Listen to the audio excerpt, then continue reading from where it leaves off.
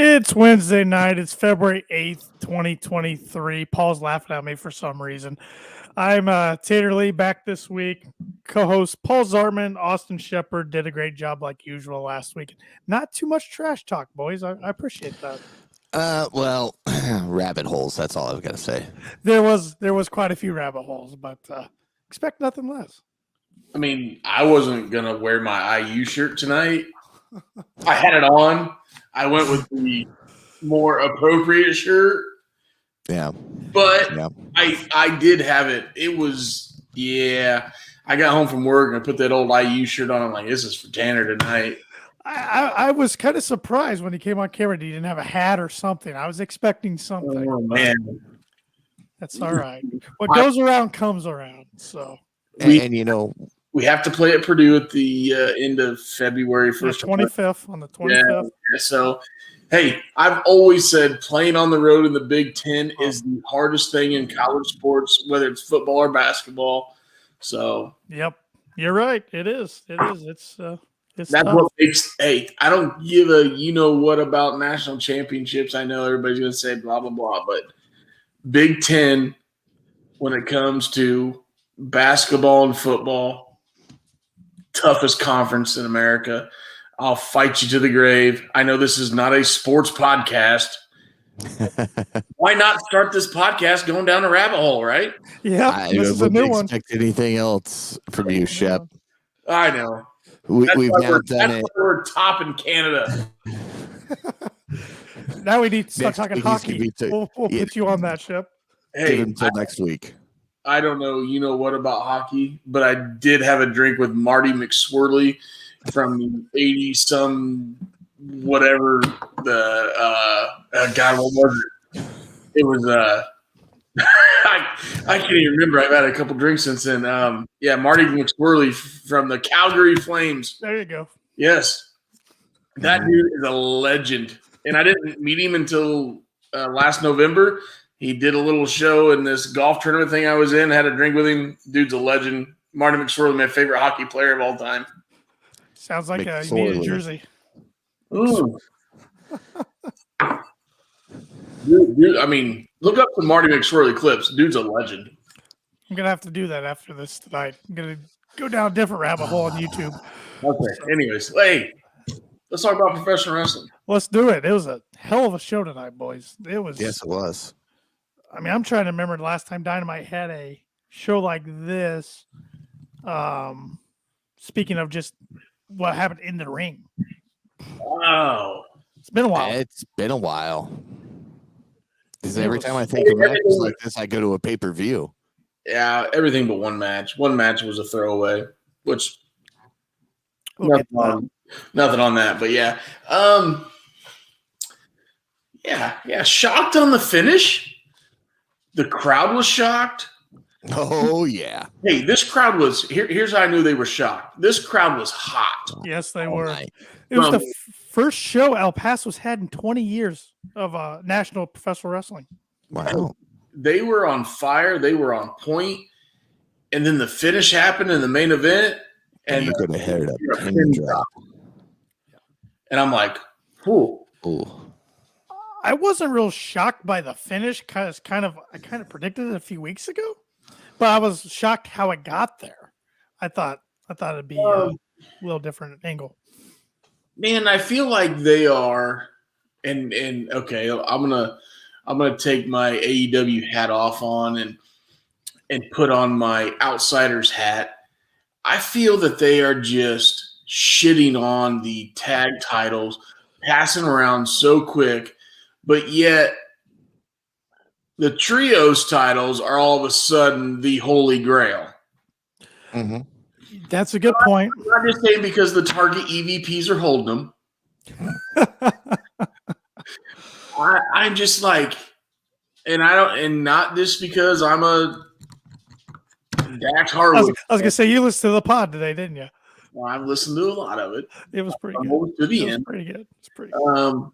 I'm behind, so don't spoil it for me. Yeah, it's another good one. There's a reason he's the number one wrestling podcast in America right now. Yeah, he's the number one wrestling podcast before it ever debuted. What are you guys talking about? That's true.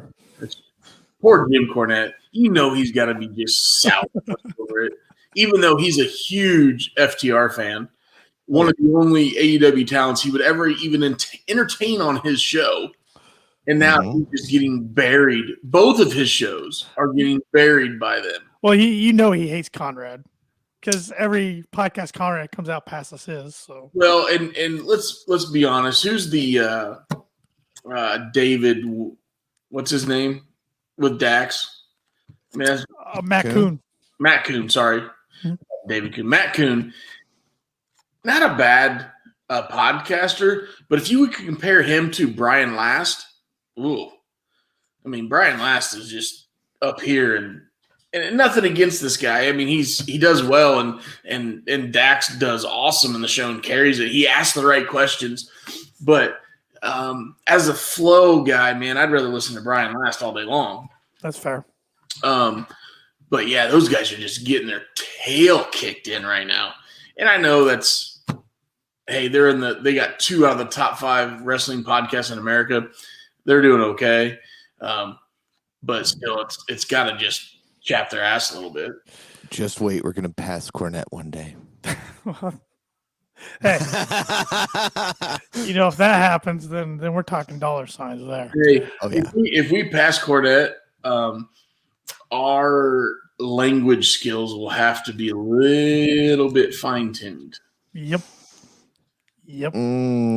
As in hit that explicit button sooner, Tanner? Hey, so far so good tonight.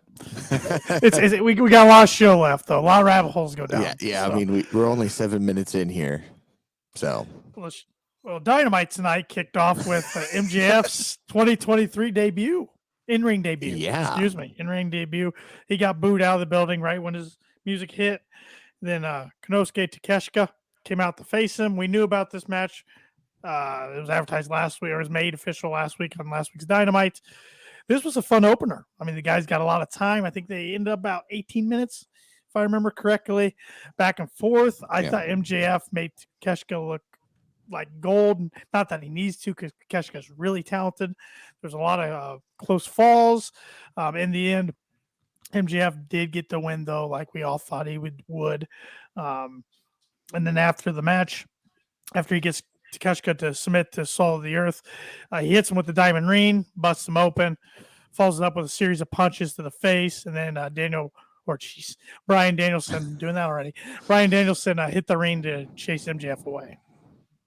Let's start out with, as soon as MJF was coming down the ramp, Tony Schiavone called him a prick. It was great.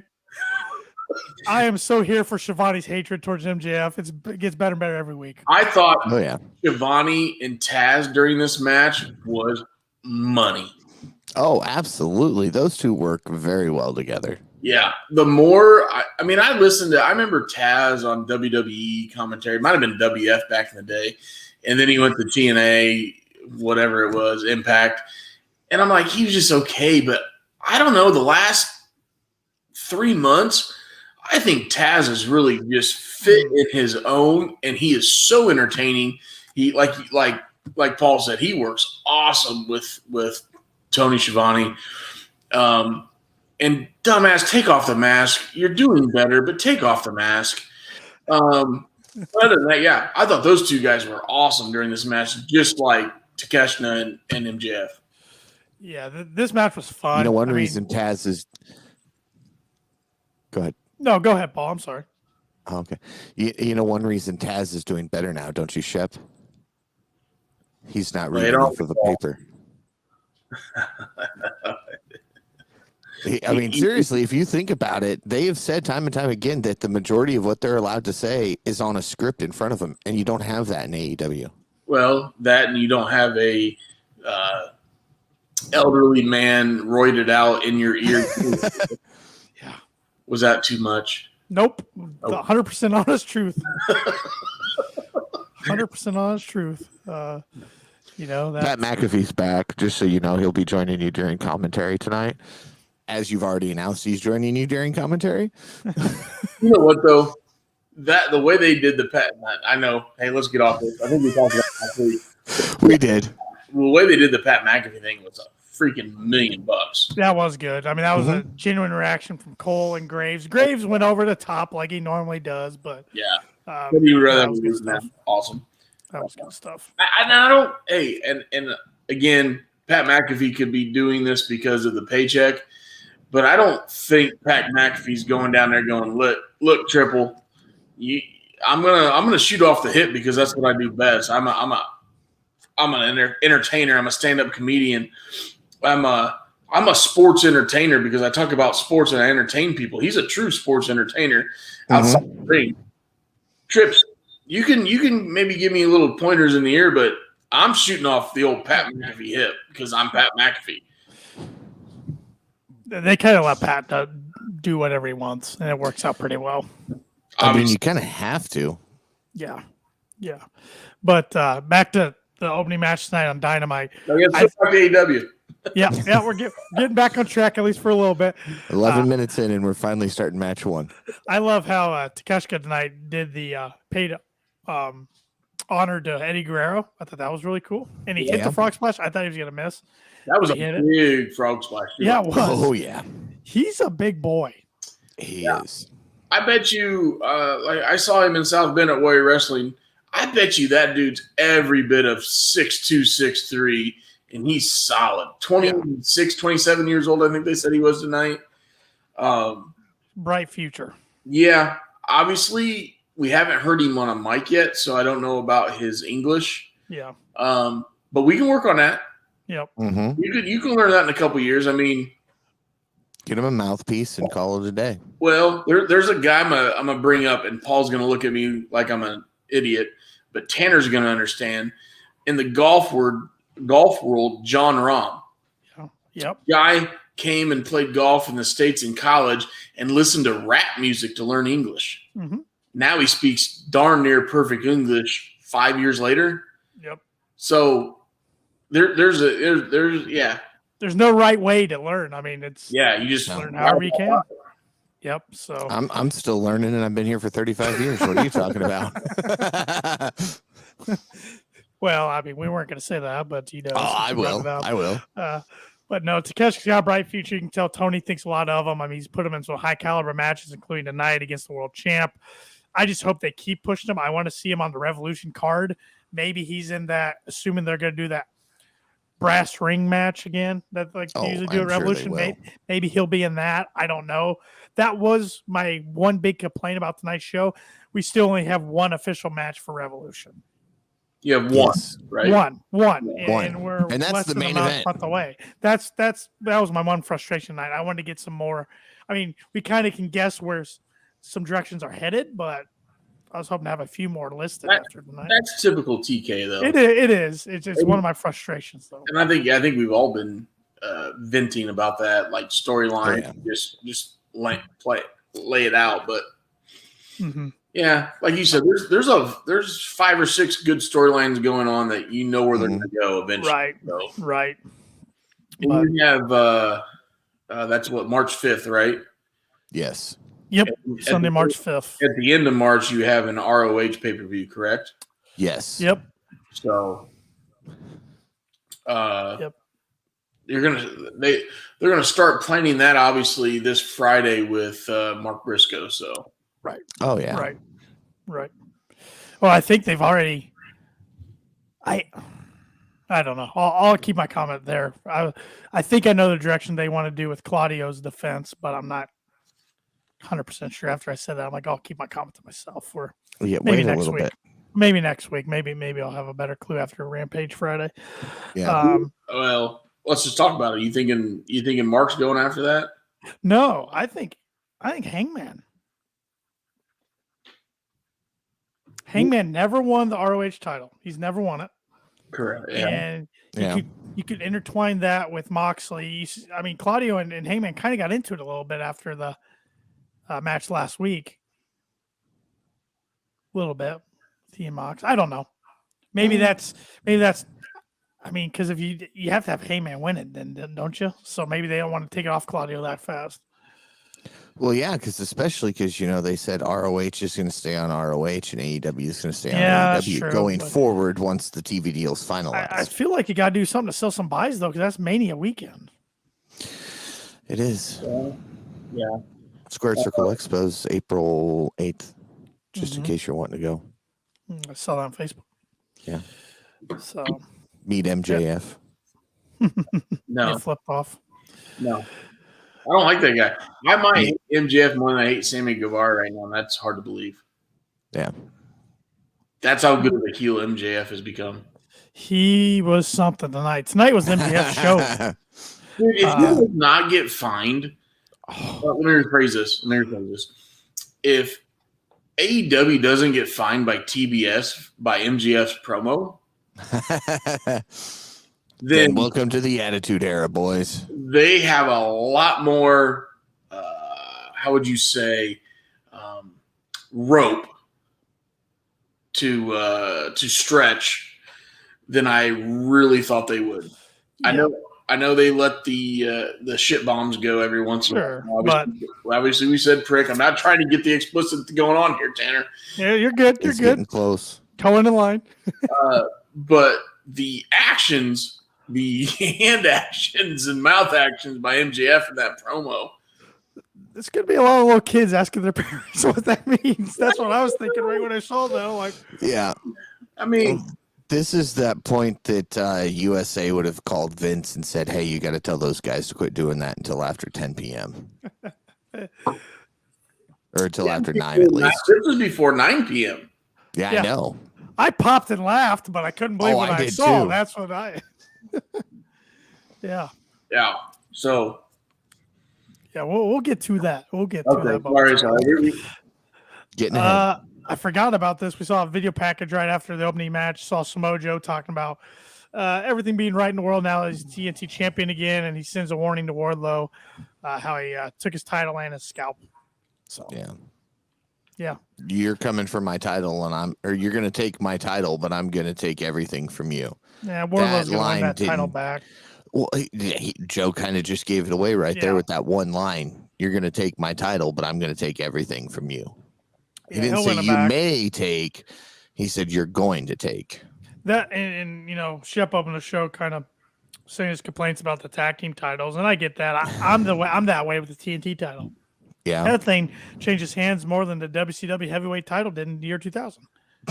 Okay, maybe not quite, because that thing was literally changing hands every week. With David Arquette, Russo. It changes hands almost as much as the 24/7 title. What was that our name? What'd you say? Yeah. Our what? Yeah. I'm not mentioning him again. It's one time for me. I have a different. Me and Cornette agree on the same name for him. By the way, I think mostly everybody does. Something Stain.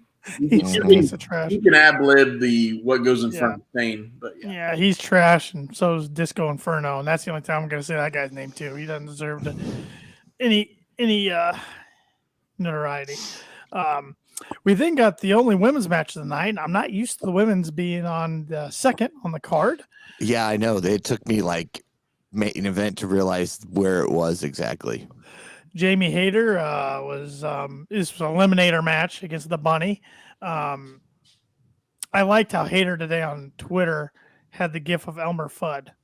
I thought that was pretty good. It's like she's hunting for wabbits tonight.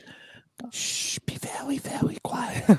I'm hunting wabbits. Yep. Only she got a wabbit, unlike she Elmer. did. She did, and the rabbit, aka the bunny, got hurt. Unfortunately, I'm pretty sure. Awkward landing on her head towards the end of the match, and they rushed the finish and had Jamie hit the haterade for the win. I'm pretty sure that wasn't how the finish was supposed to be because it was kind of clunky. No, because I've gotten some inside things here and the exchange, not just in this match, but in the business here lately. And I'm not going to give too much. I'm just going to say the ref and the Bunnies exchange after that didn't go according to plan. Okay. So that indicated an injury of sorts. Yeah, it was an awkward landing for sure. So hopefully she's okay. She's just came off injury not too long ago. So yeah. Backstage saw Renee with Saraya and Tony Storm. They congratulate Jamie Hayter on the win, but they also claim she's a loser. Leva Bates, first time we've seen her on AEW Dynamite, and God knows how long. They're talking to her, Yes. and then they take her out, say she's a loser, spray paint her with L on the back, and continuing to make their statements. So they're the new outsiders, I guess, with the spray paint, huh? Yeah. Huh? Oh, Pick a color and stick with it. I get what they're doing. Okay, I do get too. that. But I thought the way they took her out was so weak. Oh my God, it was pathetic. Yeah. And given the chance, Leva can actually wrestle. And no, I'm not marking out over her, Shep. I'm just saying she can wrestle. I guess I should have directed that at Tanner, not you, Shep. Sorry. But she can wrestle given the chance, but to just drop her the way they did made the whole segment just look bad. And she And then rolled to have over. her cry at the end of it. And she rolled over for them just on command. Yeah. I like these two as a heel, but yeah, I didn't care for that spray paint. No. So speaking of the women's division, you have these two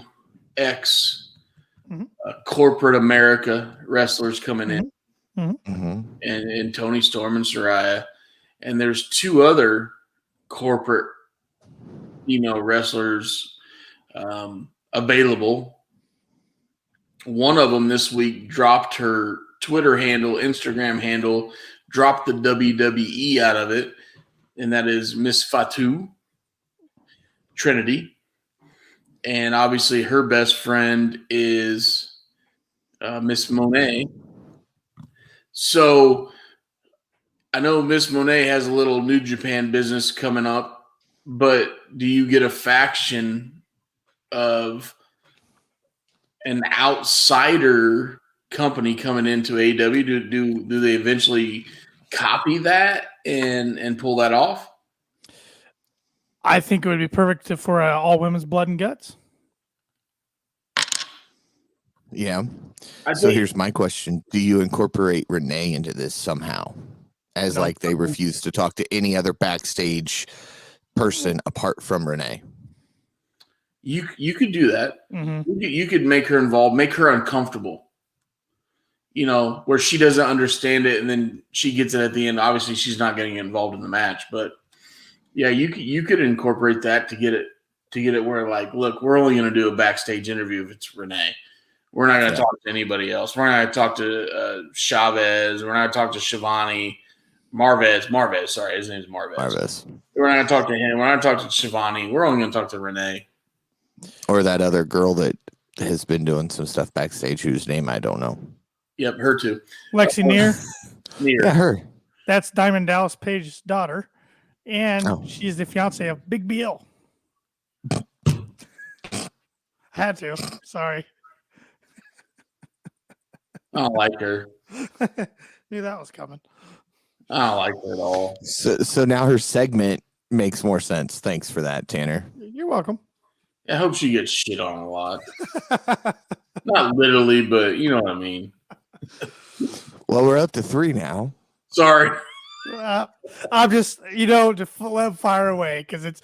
I'm checking the box anyway. So I don't even remember where we were. I still am. Segment. I'm intrigued to see where Ruby Soho fits in this.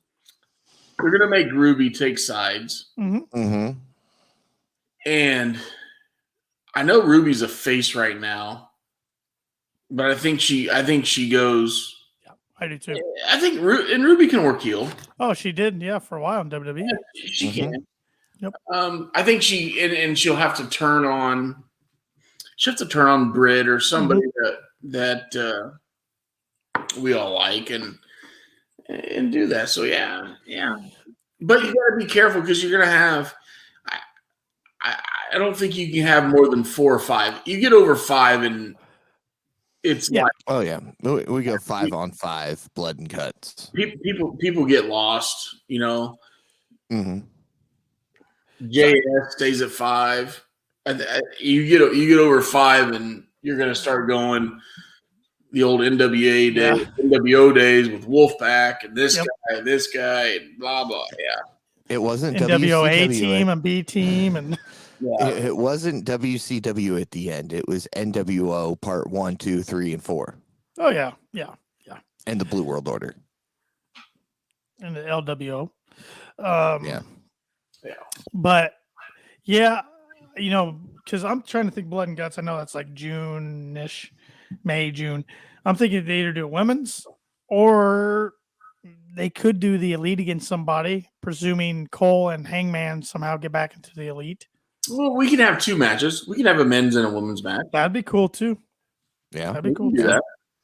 So I just think the women deserve it finally because it's never been done. They've never been Yeah, part of a Blood Exactly. and Guts.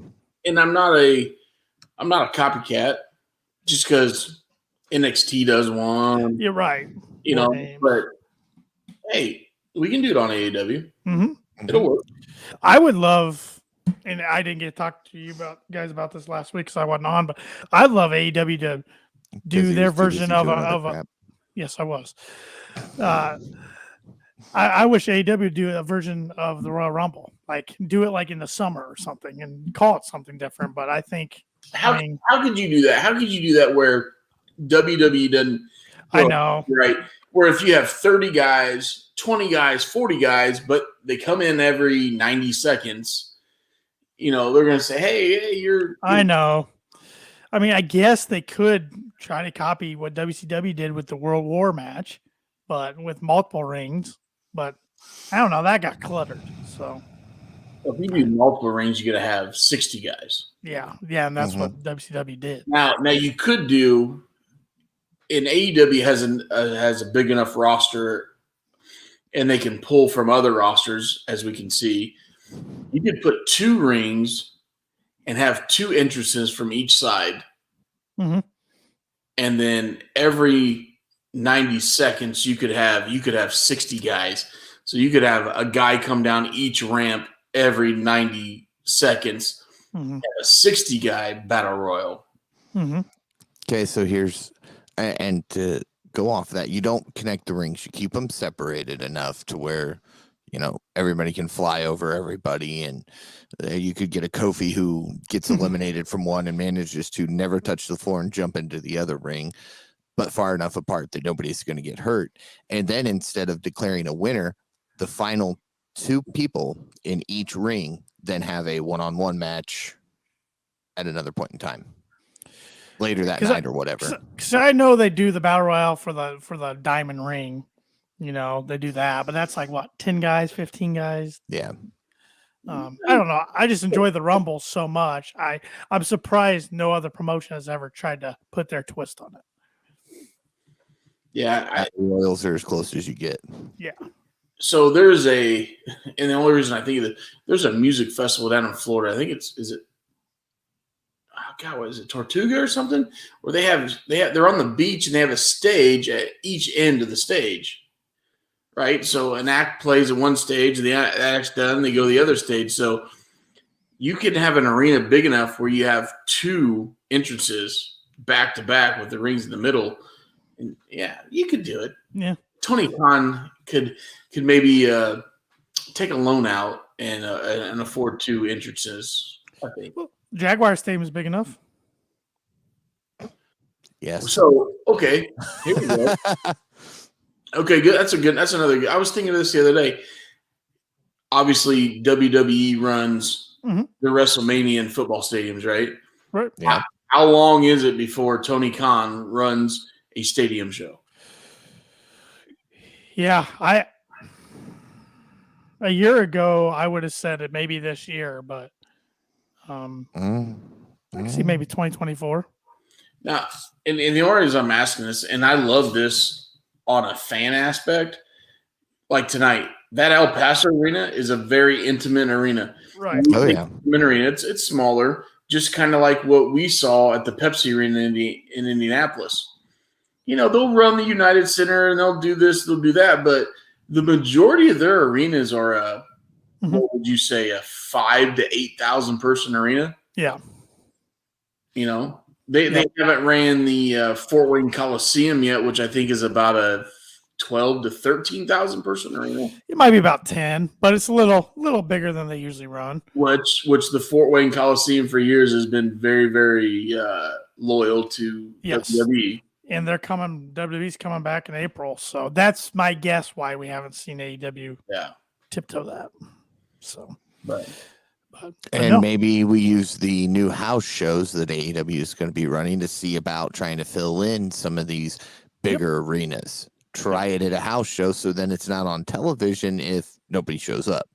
Right, which starts in a couple weeks in Dayton, Ohio. Troy, Ohio? Troy, Ohio. I believe. Yeah. So, which it sounds like, according to Fightful.com, Fightful Select, that more talent than not are all for the house shows. Get more reps in, Well, so a lot of them made a comment was, and I don't know if their contracts structured this way. If their contract is structured by appearance, they're more happy to do the house shows than try to find the indie dates on the weekend and go work for another corporation. And make money that way. Where if they can work for AEW by appearance, get more rep, it's best for both worlds. That's why I hired Double J. Say business. Double J's ahead of all this, supposedly. So, just don't let them get a gold involved. All right. Coins. Don't do it, guys. You're catching that. Don't buy the gold coins. Don't do it. Don't do it. You can pay with regular cash at Cinnabon. Speaking of gold, though, MJF was then shown backstage. He gave credit to Takeshita, but said he's no match for the generational talent like himself. He says Danielson treats him like a scumbag, but a man doesn't know what he truly is made of until he has met with adversity. He tells a story back in the day in high school that happened to him when he was younger. Almost got his license revoked for speeding in his blue Camaro. There you go, Shep. At least he's got a Camaro. And he posted a picture of it, too, on Twitter tonight. Yeah, back in the day. So at least he's got a Camaro. If he had a Mustang, I was going to shun him for life. And he was saying he was going to call this girl Liv. She was the girl that he couldn't get. She was his perfect girl in his eyes. So he walked across the dance floor at prom. She was his high school crush. Asked her to get in the car with him, so they go for a spin. He said it was raining cats and dogs, and she was distracting him with a certain motion that I'm not going to do right here because somebody will see it. This is a family-friendly show. Well, not exactly that, but they crashed into a telephone pole. Her head hit the windshield. She wasn't moving. He could tell she was breathing. Heard the siren, saw the lights coming, switched her position so it looked like she was driving, and he didn't get in trouble. And he called himself a scumbag and got real passionate about the promo. And it's crazy stuff. He takes it to another level. So, Chef's looking at the Camaro. So, look, and I'm not being a jerk, okay? The Camaro that Mr. MJF tweeted. Standing by. It's a V6. Calling you out, MJF. Yeah, unless he was just obnoxious to get tickets, Again, it's a wrestling promo, guys, right? Yeah, right. And I love that he tweeted that picture, but the Chevrolet guy in me looks at that and goes, it's a nice V6, man. So what you selling one of those for? No, I'm kidding. No. Well, let's just say that Burberry little scarf of his could buy buy the little V6 car. For now, give it a week. Camaro sales are going to jump through the roof because everybody wants a Camaro like MJF. Did you guys see the IWC tonight running with the picture of him and Liv Morgan? Because Liv's from Long Island and she's 2 years older than he is. Yeah, so when he made that comment, that's the first thing I thought of was like, what's he going to talk about Liv Morgan? Mm-hmm. And then he talked about the attributes and it had nothing to do with Liv Morgan. And I'm like, right. In my mind, I'm thinking, there's still something there. Because you said she's from Long Island as well. So, and there's been multiple pictures of them together in the last 6 months to a year. but I mean, obviously MJF has a fiance. She does the paintings or whatever. Yeah. So, Yeah. I don't know.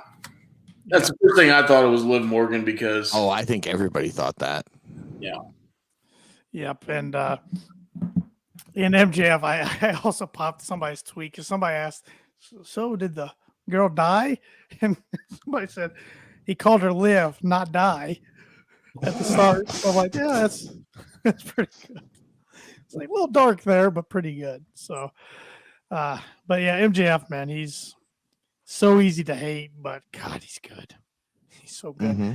We got two really good promos in the world of wrestling this week. Yes. The other one was back and forth between Mr. Cody Rhodes and Paul Heyman, which I still haven't bring him watched in. that yet.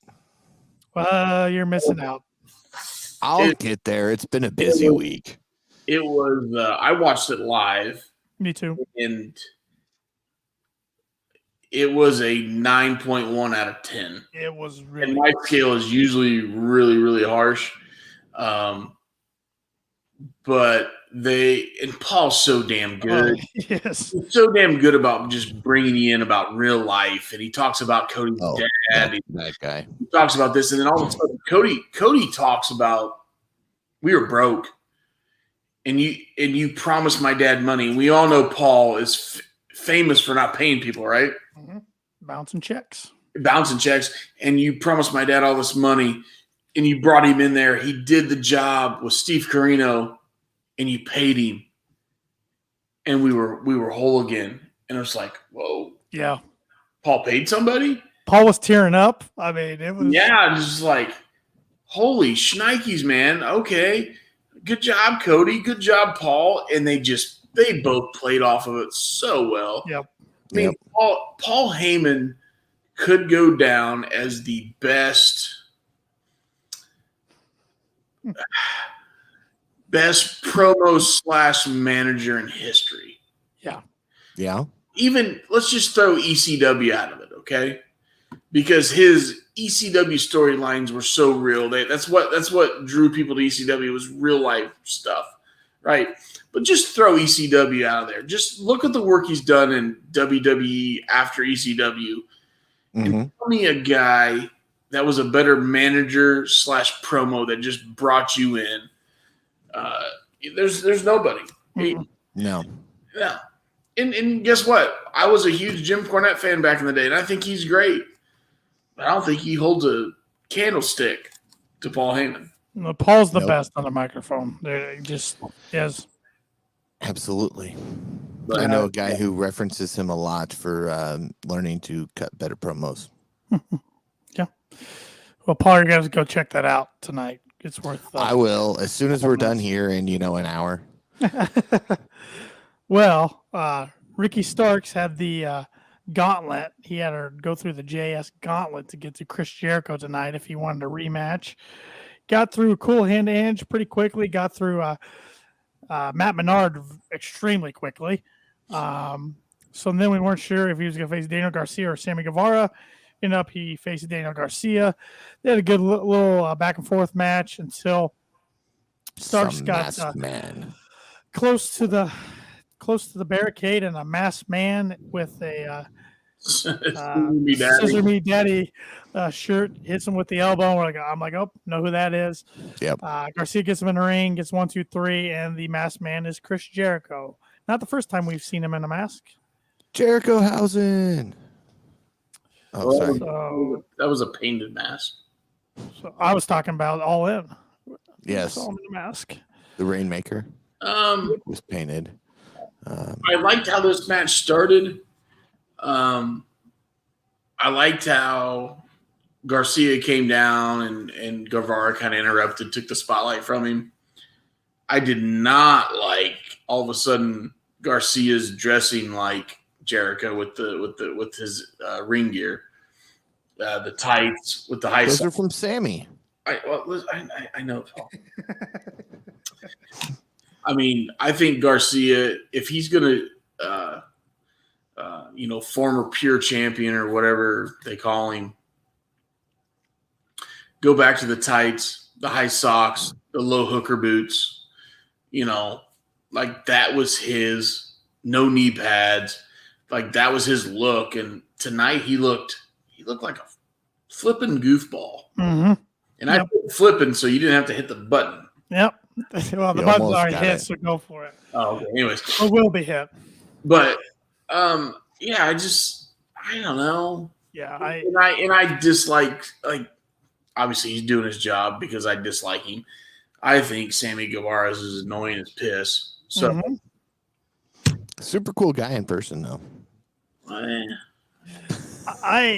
His wife sucks too.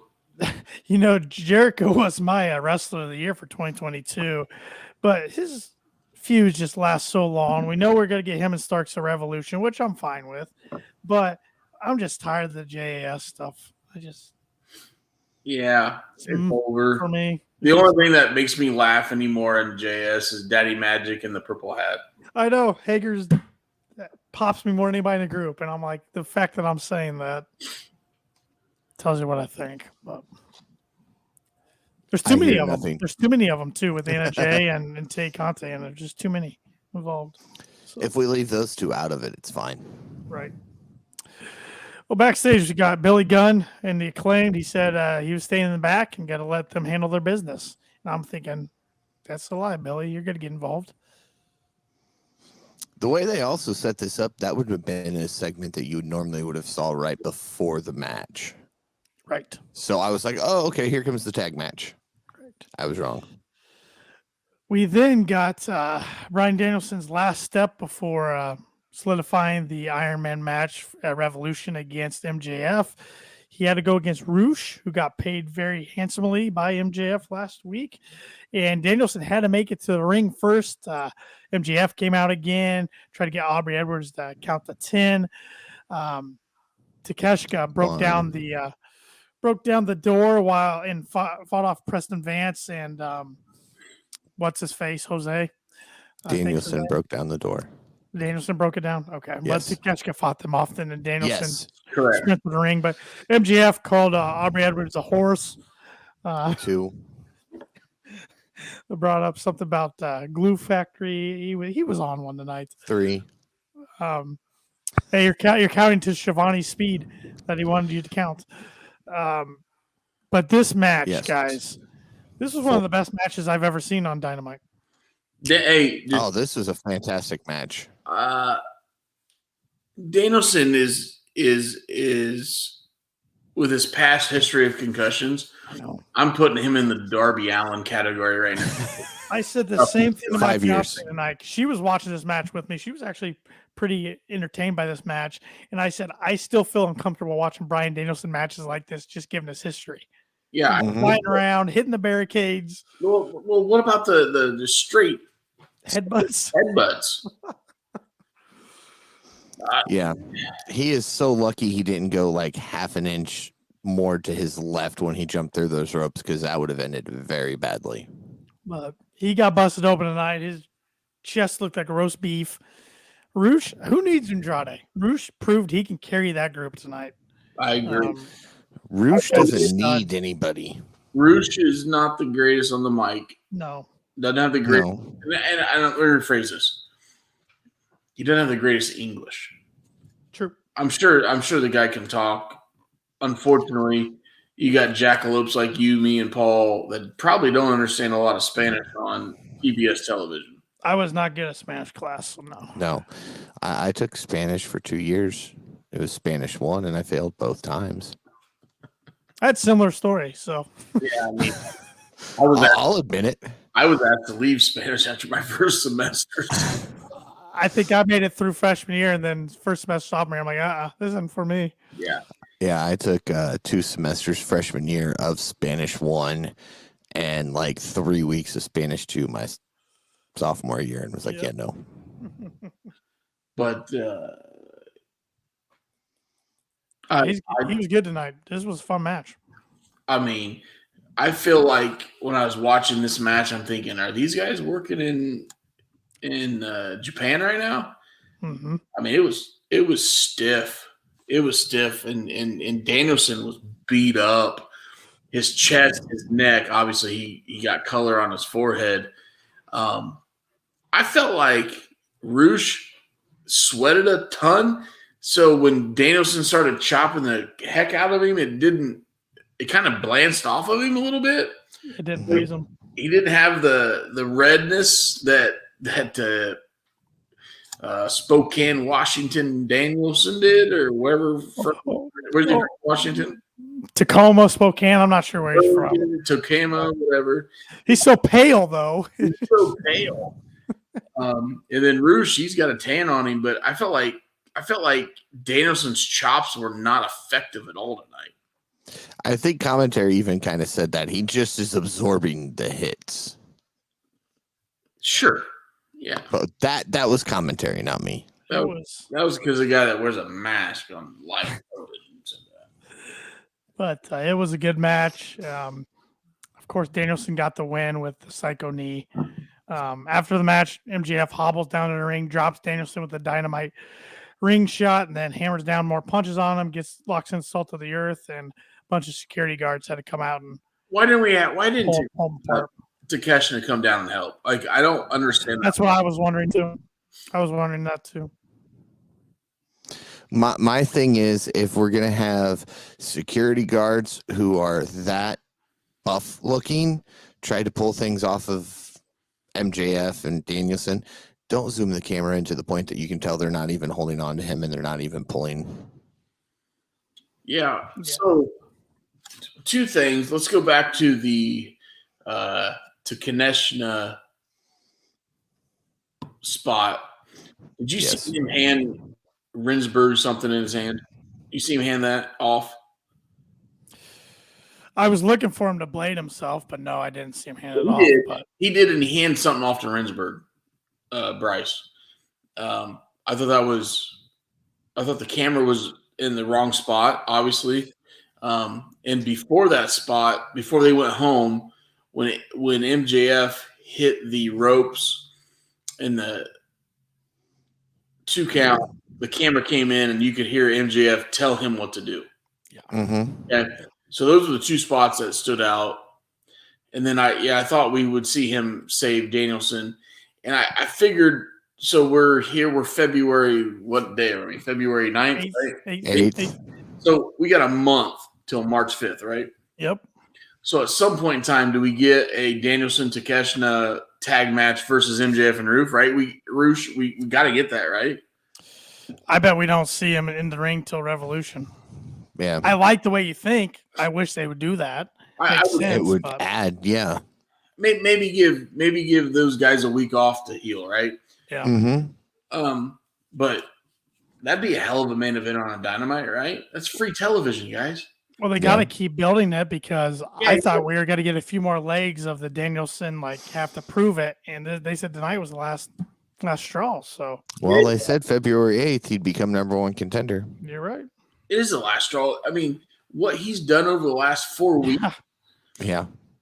I'm sorry, a human body can't keep that up and be 100%. So give a week off and then let us forget about it for a week, right? Here's my thing. And then bring it back to us. Bring it back to us slowly. You were talking about Takeshita come down for the save. How about the BCC? Is Danielson just not in that anymore since Rigo left? Even though shirt on tonight, he had a BCC shirt on. Did he? I didn't pay attention to that. But we haven't seen him associated with Yuta or Mox or Claudio at all.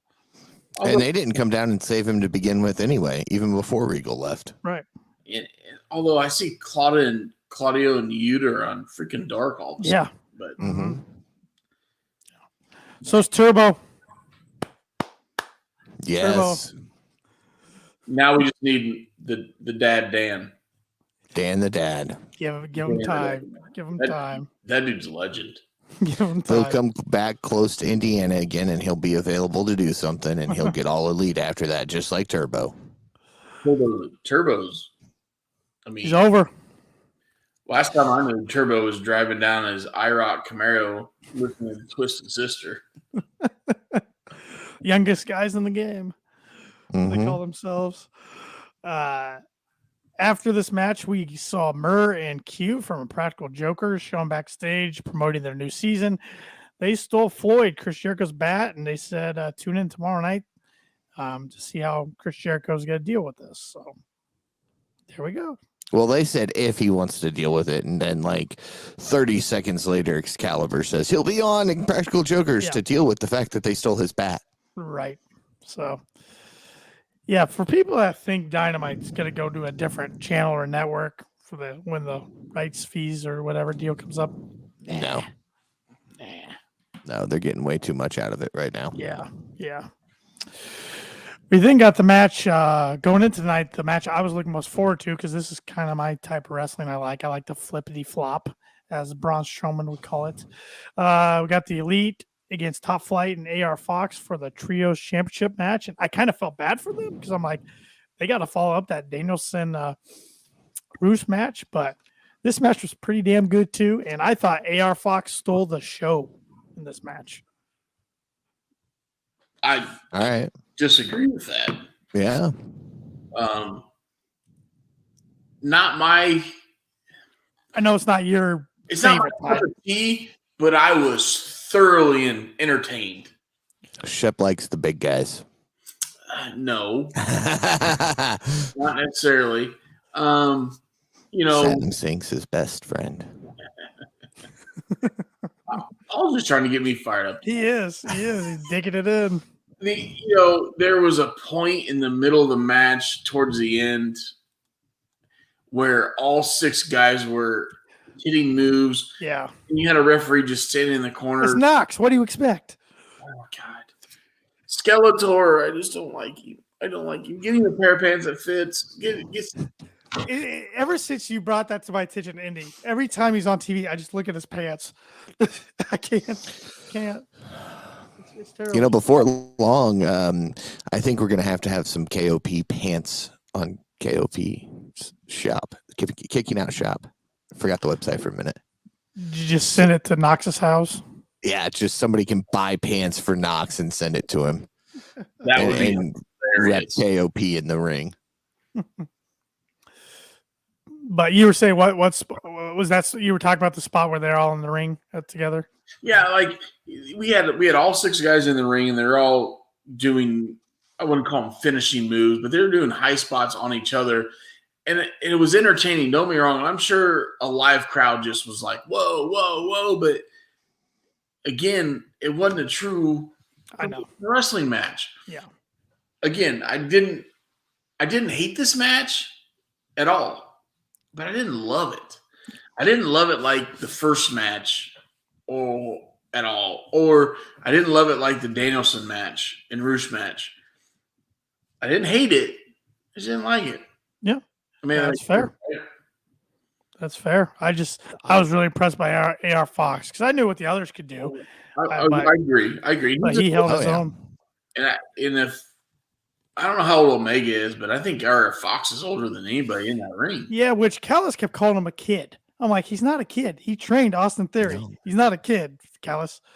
He trained Austin Theory. He's best friends with MVP. Right. I think he's worked with him a lot. Right.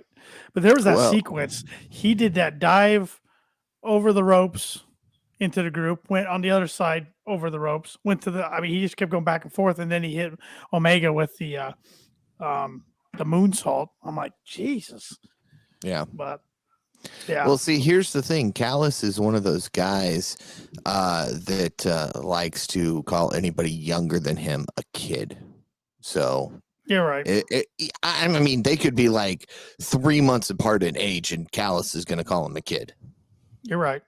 It's a good point. So, good point. I don't know. He just seems like one of those guys to me. Yeah. Well, and they were teasing that thing with him and Takeshita for a while, and we haven't seen that lately. So no, because now he's working with Danielson and MJF. And we lost Shep's camera, it looks like. Yeah. I don't know if he can still hear us. Either. He might have dropped off for a little bit, but we'll keep rolling along, and hopefully he'll rejoin us here momentarily. Oh, I'm sure he will. Towards the end of the match, Omega was looking for the one-wing angel, but Fox reversed it with a roll-up. Omega kicked out of that, and the two were trading pinfalls back and forth until Omega finally held Fox down long enough to retain the titles. So, Yeah, and I mean, there were a lot of good close falls in this. sure. You knew how this was going to go, but there Right. were enough spots in there that you're like, ooh, maybe. Well, my question to you is, what's next for the Elite? See, that's what I'm still trying to figure out. Because, you know, the House of Black teased that they were coming for him. We saw that in Indy when they attacked Cutler. And then hey, it's Shep. And then we haven't seen anything House of Black wise since then. I don't know why those guys aren't on TV every week. At least if they're not in the ring, do a vignette with them or a promo or something. Yeah, I mean, all right, let's get through Revolution. Let's put the trios on the line at Revolution. Against who? I really don't care. But then when the match is over, the lights go out, they come on, House of Black demolishes the Elite. No, I like that. Shep, what I was asking Paul, I don't know if you heard this or not. What's next for the Elite? They retained who's gonna face them? I mean, Eventually, it's got to be House of Black, but I don't want it too soon though. That's the thing. I don't. well, here's another thing. Nothing against Brody King, Mm-hmm. but Buddy Matthews is a heck of a performer. So is Aleister Black. Malachi. But it was Alistair. Yes. Yeah. Tommy End, whatever you want to call him. Anyways, I mean, nothing against Brody King, but those two could be one heck of a tag team. And yeah, they're just because there's three of them in the House of Black, it's natural for them to go to the trios titles. But right now, if you like, obviously the Young Bucks and Kenny Omega are not going to stay together for a long time. Right. Right. They're going to do their individual things. 100% get that. So yeah, you let them, pass the belts on to the House of Black. But then again, AEW's done a very poor job building up trios thing. So are you gonna let House of Black hold it for 700 days? Okay, you go for it. But And I'm thinking we'll see House of Black probably take it off eventually, but I'm thinking that's probably Double or Nothing or around that time. So I'm just trying to think here in a month at Revolution who faces them. They're gonna have to go through a feud fast. I mean, I don't know.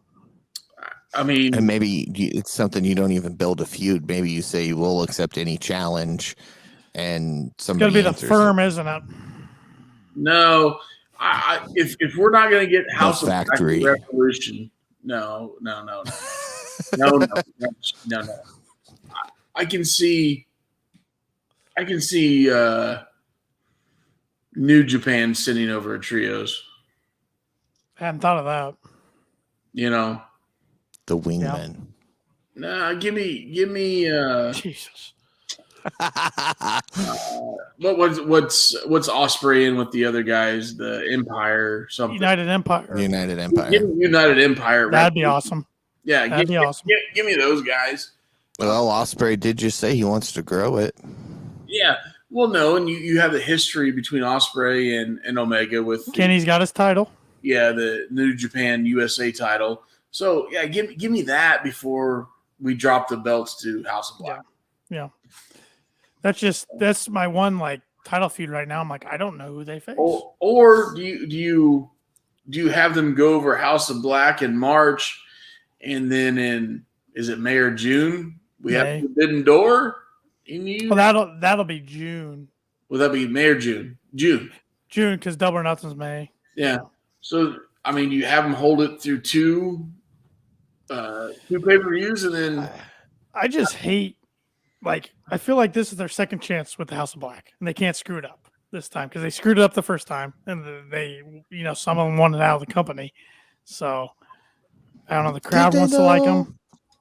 I mean, we'll never really know the truth, but I think so. Or I mean, I don't know. I don't see a lot of this in AEW, but do you have Ospreay cost the Elite the Trios championship to the House of Black?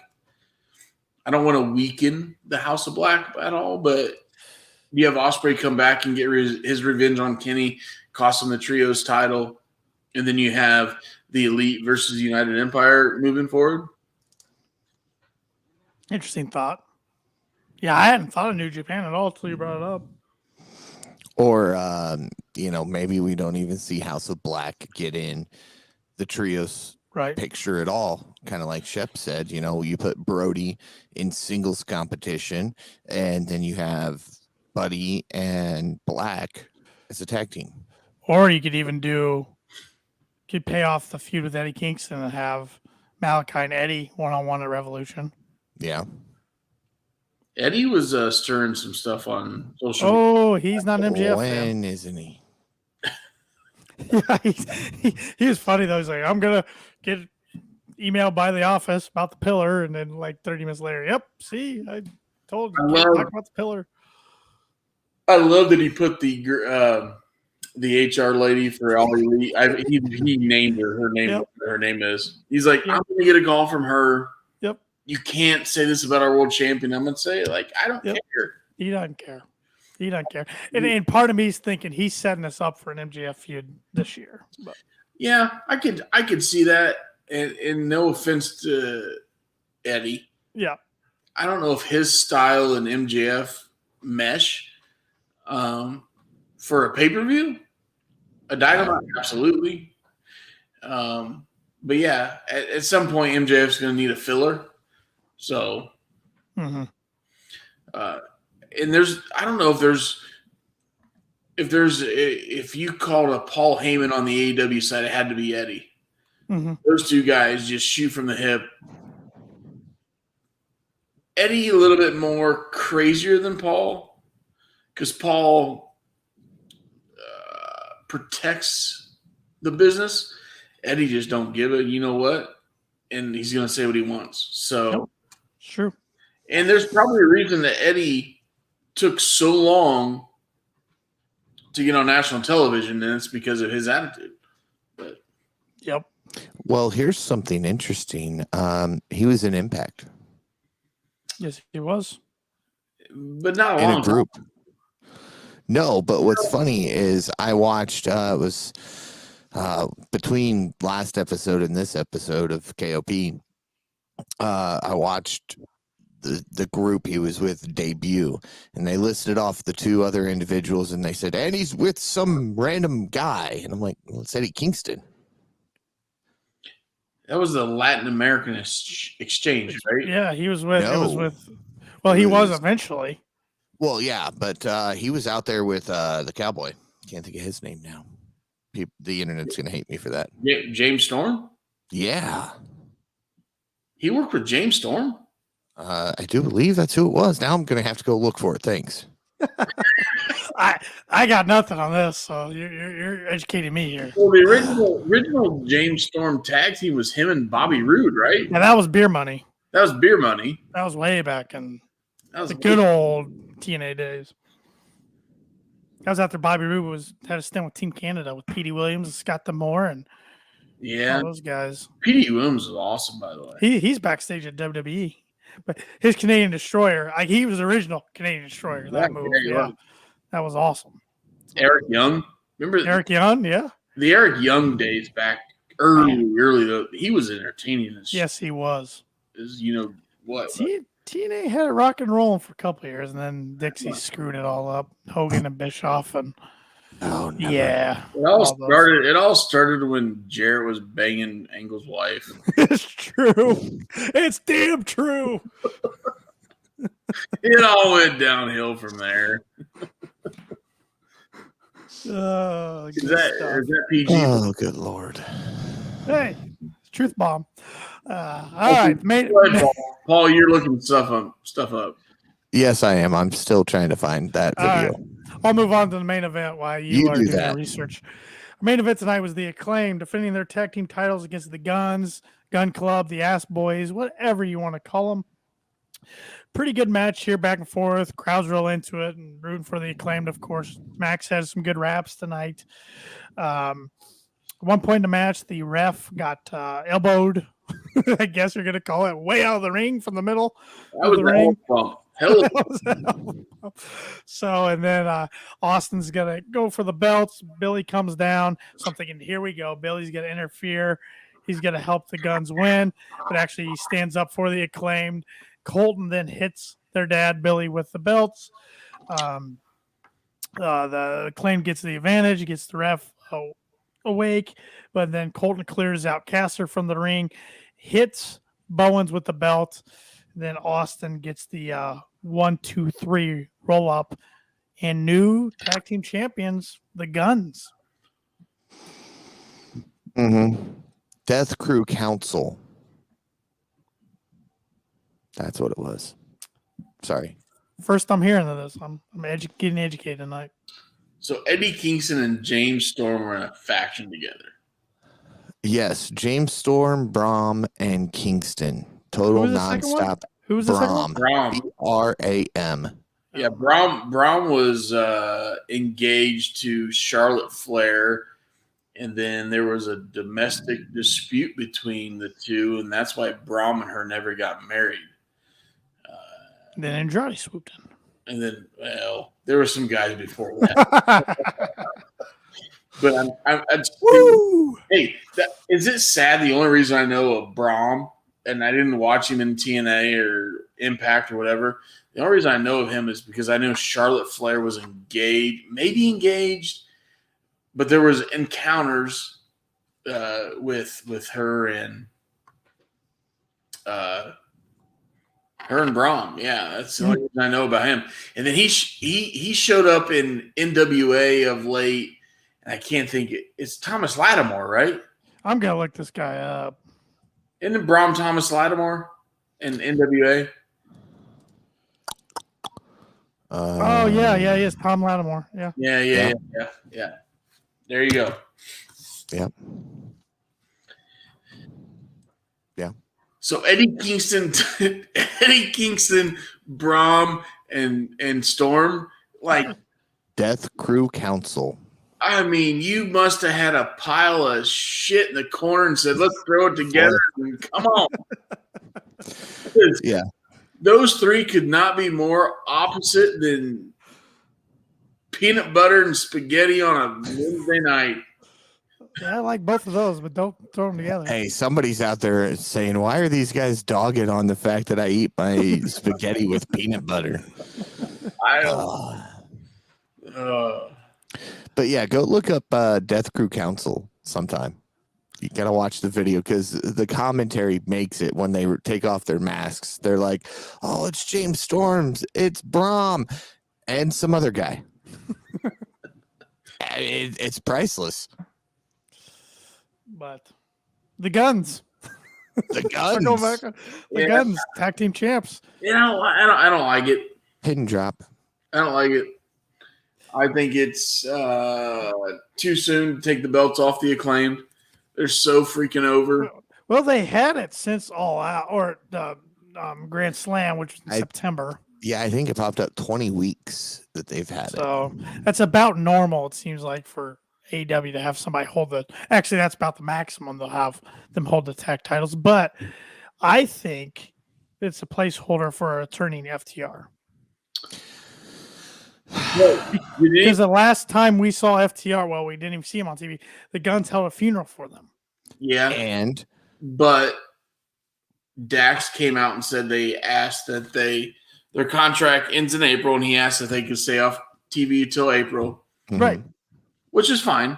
Right, but today around 2 or 3 o'clock, Dax says, "Man, I miss pro wrestling." Last minute call. You know, it's fine if you keep them off to April. I'm not saying throw them in the mix right now for Revolution. I'm thinking more Double or Nothing. So bring them back at Revolution. Put the Guns in a match. I know I'm going post-match. People keep coming back. I know this is the second time I've said it for Revolution, but it's FTR. Think about it. Just the possibility that FTR could come back and challenge the Guns. That's going to send the numbers up. That's like Punk maybe showing up in Chicago type buys. Well, I think at Revolution we'll have a rematch with I do too. and then maybe you have Billy Turn there, and then that sets up a reunion or becoming of FTR, and they come back. So I don't know. They swerved me tonight because I thought Billy was going to turn, even though I was telling you guys, that Scissor Me Daddy shirt's still one of the top sellers. But then once again, they have the Guns beat up their dad. So I'm like, wouldn't make sense for him to now side with them anytime soon. They made a lot of money off that T-shirt, by the way. Yes, they have. Yes, they have. So, I mean, that'd be a hell of an angle going into it. They're going, hey, you guys, we hate you guys so much. You made all this money off our dad. We didn't get a dime of that, Because they already kind of went down that hole a week or two ago. Our dad was never around. He was deep in a pill bottle and all this stuff. Yeah. And now he's with you guys and not with us. But So now we're they got still the not titles, seeing him. Yeah. It is crazy how they fast-tracked the Guns, though, so much in a year. FTR did it, man. I know. Those guys are obviously in their mid to late 20s, right? Mm-hmm. So, yeah, I mean, I don't know. I don't like the title change. I'll tell you that right now. I don't like the title. I don't think the crowd liked it. I don't think anybody liked it. Well, the crowd was just absolutely dead at the end. So, and they didn't even celebrate. That's the weird thing. Like even commentary was like, the lack of celebration concerns me. No, they grabbed the titles and ran up the stage and looked at their dad the whole time. Yeah, they're like, oh, they're too worried about what their dad's doing in the ring to even celebrate. Well, the timing was a little off at the closing of the show. And I think it goes back to what you and I were talking about, Paul, before Austin joined us, before we started recording, was I think because the women's match was kind of a little short, the timing was just a little off there. So, yeah. But of course, they swerved me again because they kept focusing on the stage so much. Like the Guns weren't even in center frame. The stage was. I'm like, all right, here comes FTR. I kind of thought the same thing. Because it's going to take nothing for TK to see a tweet and go, "You guys want to come on out here? We'll fly you out." Well, they're still under contract. I mean, Dax said that today on the podcast. So. I don't think you see him for a while. I don't either, because they got to make their decision what they're going to do next, and they've stated it's their last move of their careers. So I don't. So what do you guys think they're going to do? I guess that's why I want to know. Like they're not going back to WWE. Okay. No. I think they're either going to do. Hold on. Let me stop. They're not going back to WWE as long as Vince is involved. If in the next 30 to 45, 60 days, they sell the company and it's not to the Saudis, it's not to Comcast, it's not to Tony Khan. Well, no, easy, Paul. If it is a Tony Khan, they'd be open there. Well, yeah. I don't think they will go anywhere but AEW because of the previous experiences they had. Now, I think they will do more. They talked about independence. So I think they will get a bigger contract, AEW, and still do their independence. And I think they got about a 5-year run. Dax is 39, I think, 38, 39. He's a young little pup. 40-year-olds are seasoned. So he's got another 5 years of doing it. So I don't see them going anywhere. I think right now TK is letting them rest, get healthy. We have a ROH pay-per-view coming in, and they're going to have to do something with those tag titles. And unless Mark comes out Friday and says something completely crazy, which he could. It's Mark. It's Mark. He's a nut job, and I love him to death. Yeah. Long story short, they're not going anywhere. I don't think so either. I think their relationship with Tony's pretty good. He's treated him really well, especially the past year. And I think even though the title picture's all over the place, I think AEW's got the best tag team roster on the planet. Mm-hmm. They're the only guys they're the only company that pushes tag team wrestling. Yeah. I mean, it's been on record that Vince hates tag team wrestling. Dax said it. Mm-hmm. He doesn't like it. He's got one of the best tag teams under his belt over there in the Usos too. But besides them, they got nothing. Can we ever dream the Usos versus FTR? Well, Dax today, and I'm trying not to spoil anything for you guys if you haven't listened to it all. He named some of his 5 dream matches, and that's one of them. Yeah. I mean, if we were talking 2-3 months ago, I always wanted Usos versus Briscoes. I know. Yep. It's one we never got, and we should have. But he also said FTR Bucks 3 needs to happen sometimes. So. It'll happen. Mm-hmm. Yeah, that's kind of your hint.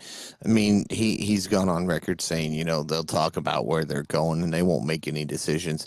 But then to say some of the things he said about, Bucks FTR 3 needs to happen or will happen kind of gives you that, okay, you're gonna take some time off of TV. We'll see you in the fall.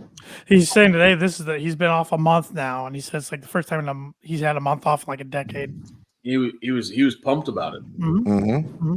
He said they hit the road hard for 10 to 12 years, and he goes, I don't know what to do with myself today. It wasn't a workout day. He spent the whole day with his wife and daughter, and he was just like, now I'm doing a podcast, and he said I'm looking forward to tequila time. He said he's throwing off his family's algorithm because his wife and daughter have a schedule. Now he's throwing it all off. So, I've done that too. I mean, there's been many times where I came home and I was like, you're not supposed to be home. Get the heck out of here. Sure. I don't want to hang out with you. We all get our schedules. So I love walking in the door early and everybody's like, what? A good show tonight. I'm interested in your guys' ratings. I'll go first. All right. I went pretty high for this one. It got an 8.9 out of me. You stole my rating, you bastard. You should go first. That always happens to me when I go last. Hey, this is high for me. Okay. So he's going like 7-9. I would have been really close to Paul if it wasn't for the women's match. And I hope people don't say I'm prejudiced or whatever, but no. I got 8-4. Now Tanner's going to land somewhere in between the two of you our numbers. You took my 8-9. I had 8-9 during the show. I was showing him like 8. It's going to be 8-9 tonight. But I'm not agreeing with you, Paul, because I don't do that. I really enjoyed a lot about the show. I really liked the in-ring work tonight. Wish House of Black was on there. I'm just really been a big House of Black fan lately. And I wanted some more set-in-stone matches for Revolution to come out of tonight. Maybe we get that Friday. All that said, I'll go notch below at 8-8. I'll cop out there. Well, see, I was going to go 9-1, but because we didn't get any matches for Revolution, I had to bring it back. If we would have gotten something else set up for Revolution, or FTR would have came back at the end of the show, it would have been 9-1. That's still our highest score yet this year for all three combined. So. Oh, he's got it written down. No, I just know off the top of my head. Well, yeah, because none of us ever go in the eights too often. And I don't go in the 8s a lot. And I don't creep towards the 9s. Yeah. Paul did that first. When we started doing Reggies, Paul was like low 9s a lot. Now he scaled it back. Well, that's.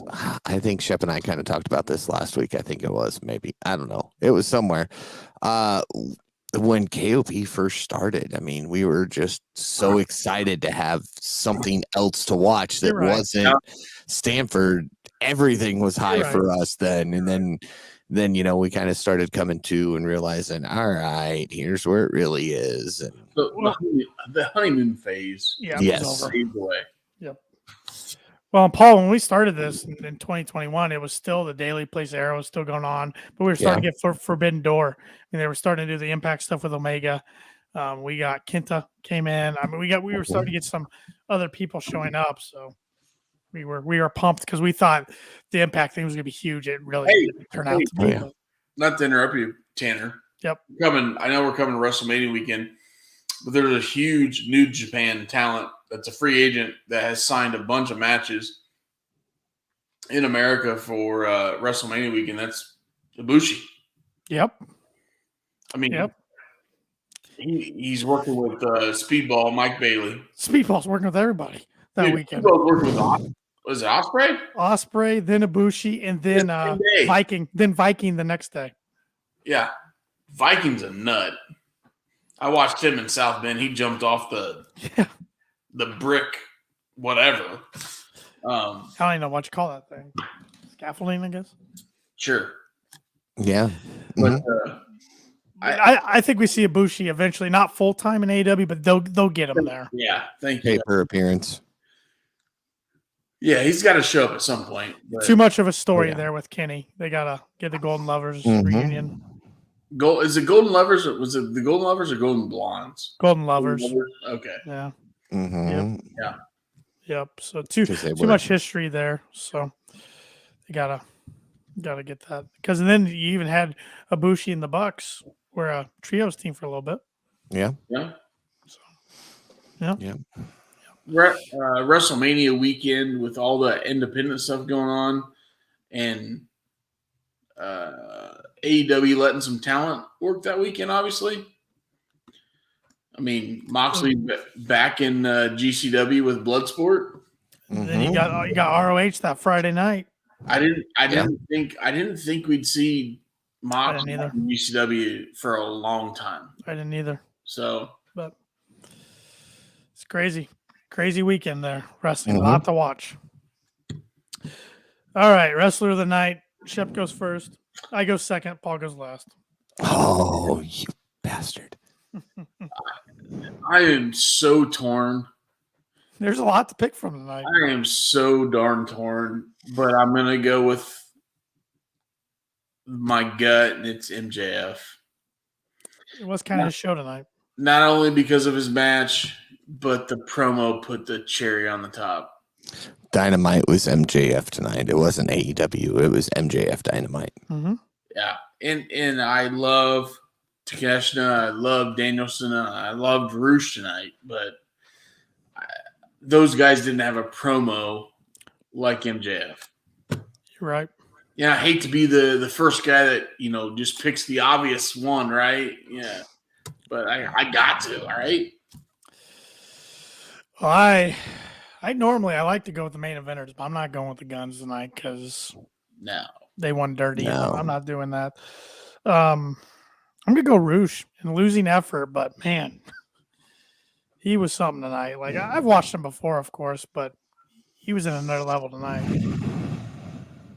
Ian Danielson. I mean, that was a bloody, violent match for a non-pay-per-view match. That was one of the bloodiest, violent matches I've seen. That was so stiff.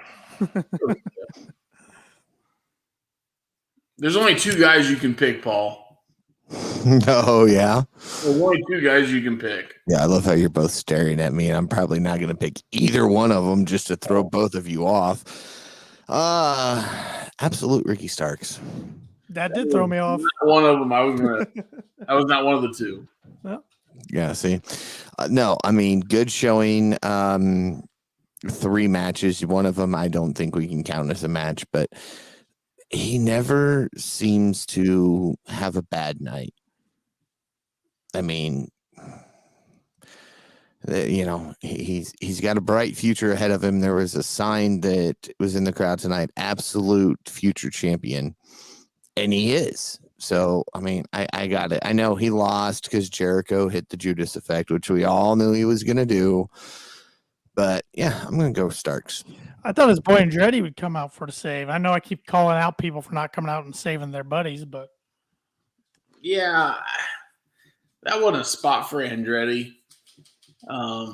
He would be outnumbered anyways. I would have loved to see him beat Garcia and then protect Sammy. Except Danny's taking a lot of L's. He is. Yeah. Yes. But Tony never gives Sammy L's. Have you noticed that? Tony Khan really predicts Guevara. But He does. look at Sammy's social media presence and his Mhm. blog, and Yeah, you got to protect him over Danny Garcia. you're right. Sorry, You're right. nothing against Danny Yeah. Garcia, but Did you see Garcia's tweet today, though? Earlier, either one of you? He said they were going to run train against Starks tonight on national television. yeah, You can't say that, man. well, he did. He did. I know. He doesn't care either. He's another one. He doesn't care. I mean, Oh, and big shout out to Top Flight for wrestling and not getting injured again. Yeah. I will keep giving them props every time they show up and don't get injured on Dynamite. One thing I forgot to mention, and it wasn't on the notes on Wrestling Inc., is we got a Hook appearance, and he got Chef's boy Stokely in a little arm bar. Yeah, because I was talking about. You need medical. he needed medical. Poor little feller. Yeah, because we were talking about, her again. I already forgot her name. Neer. Lexi. And when you gave me the fact that she's engaged to Big Bill, now checking on Stokely made more sense. And she's Diamond's daughter. Yeah. Which, speaking of Diamond Dallas, AR Fox hit like 18 cutters tonight.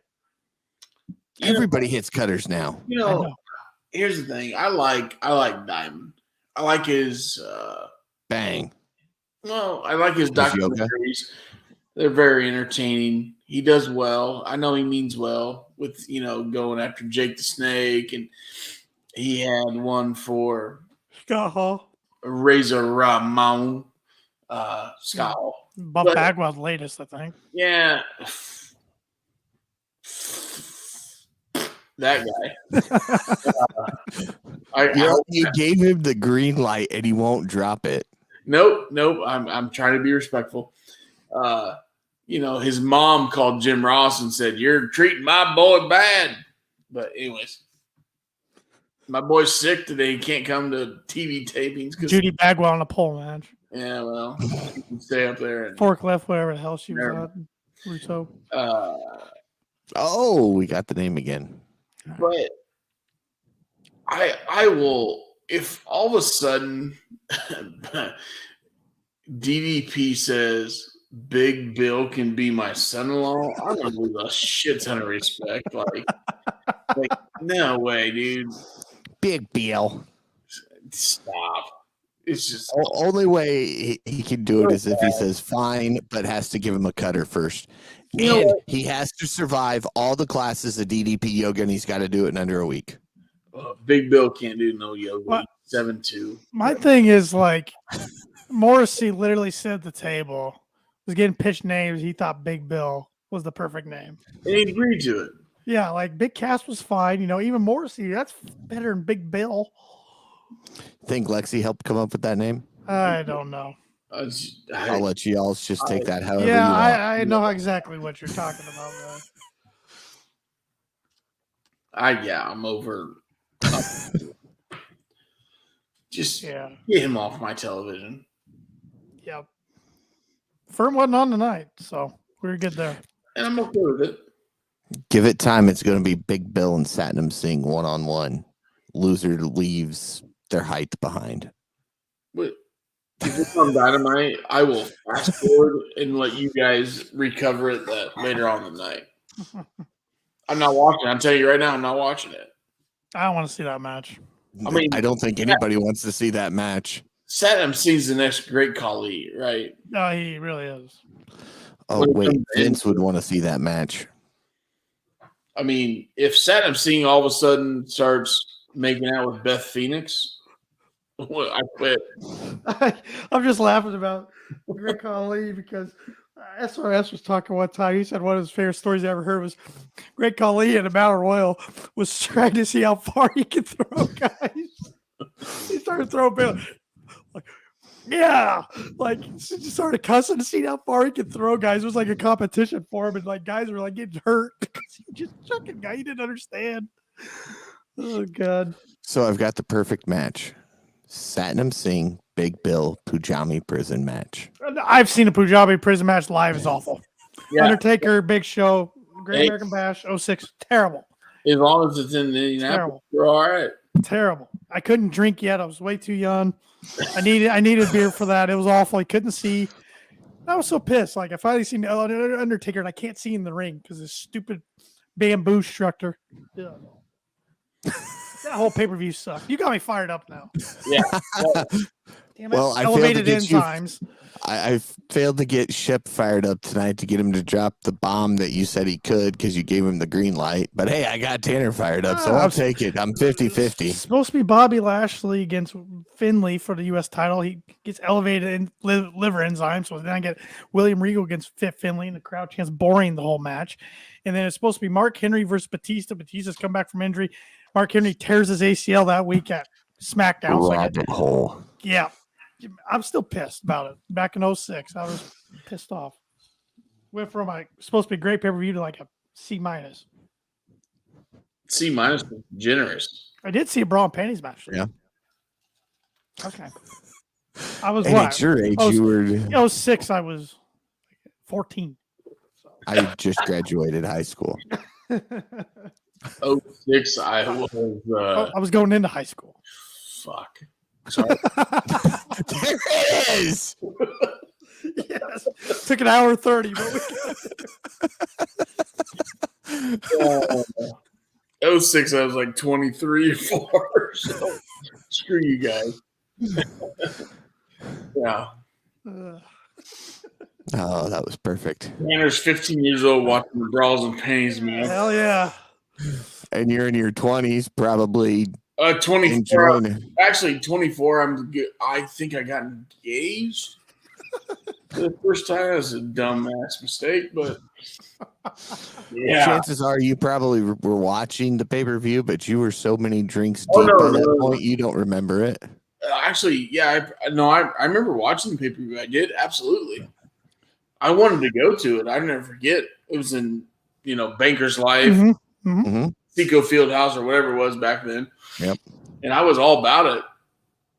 Obviously didn't go. And back then I was a beer drinker, probably just slamming beers.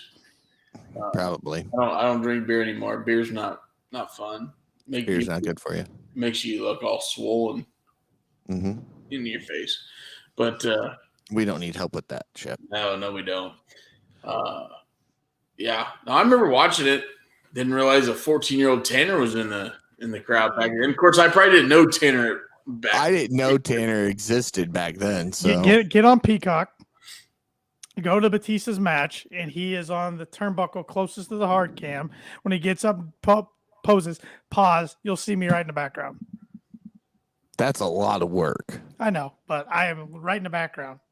Like, 'cause I was like That's a lot 14th of row. And the Peacock channel crashes half the time. Yeah, it sucks. Yeah. But yeah, so All right. fun show, fun pod tonight, boys. Before we enter any more rabbit holes, I think it's time that I say those magical words, boys. And don't forget to follow the Kicking Out Podcast on all social media at Kicking Out Pod. Be sure to listen to the Kicking Out Podcast wherever it is you listen to your podcasts. And if that happens to be Apple Podcast, leave us that 5-star rating because we will be 5-star KOP. I mean, we're already 200 plus in. Oh, he had to go get it. We're already 200 plus in Canada thanks to Shep climbing the ladder in Canada. Them Canadians, and I'm thinking it's more of the female audience in Canada. They love this step. If it wasn't for me, Canada wouldn't know what KOP was, but they love me. I want some Labatt Blue. Come on. Ooh, I do love me some Labatt Blue. Tanner, I almost made it through the close for the first time in 6 weeks without a rabbit hole. Quick story about Labatt Blue. And Paul, you were a little young for this. Or Tanner would understand this. So back when I did some color commentary for WROI, Mm-hmm. which Paul, you partake there a lot. Just Nice Monday through paychecks. just Yeah. every day. So 0809, the Rochester High School boys make regionals. We win the morning game. I had a baseball fantasy draft in between the morning game and the afternoon game, and I had to do it at a Wi-Fi hotspot in Plymouth, Indiana. You go to Wing Cetera. It could be. Well, I drank a six-pack of Labatt Blue during the fantasy draft, and then turned around, came back, and called the championship regional game, and I was a little animated. No, not you. Oh, I mean, I'll never forget my famous call was Bruce Grimm Jr. from Argus hitting the three.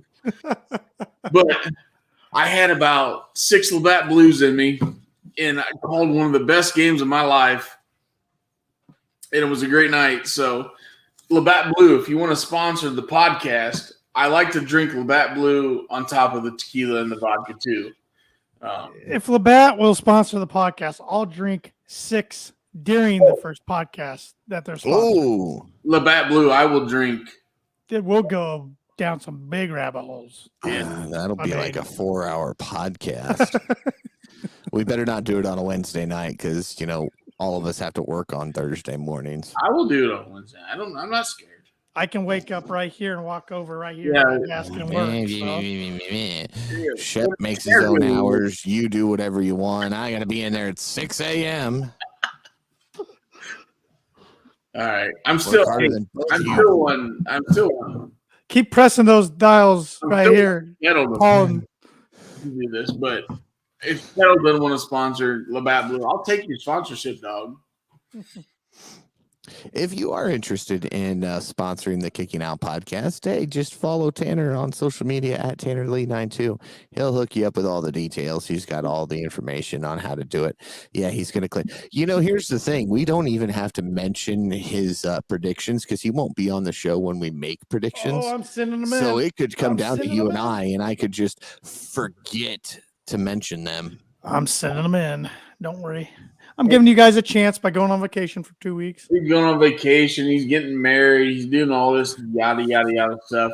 But Labatt Blue, really, we're top 200 in Canada. Like, yeah. Come on. Yeah, just hit Tanner Lee up before he goes on vacation or when he gets back. But you can also check out the KOP merch store at kickingOutshop.com and get yourself some great merchandise, support a great podcast, and look great doing so. I already gave Tanner's social media, but again, it's TannerLee92. And yes, he is the KOP predictions champion for all of you listening on Apple Podcast. He keeps holding it up and smacking it like he's, big shit or something. But anyway. Don't forget to follow Austin Shepard at the Shep27. Follow myself at Paul Zartman 921. And with that, for Tanner Lee and Austin Shepard, I'm Paul Zartman. Join us again next week as we kick out yet another podcast.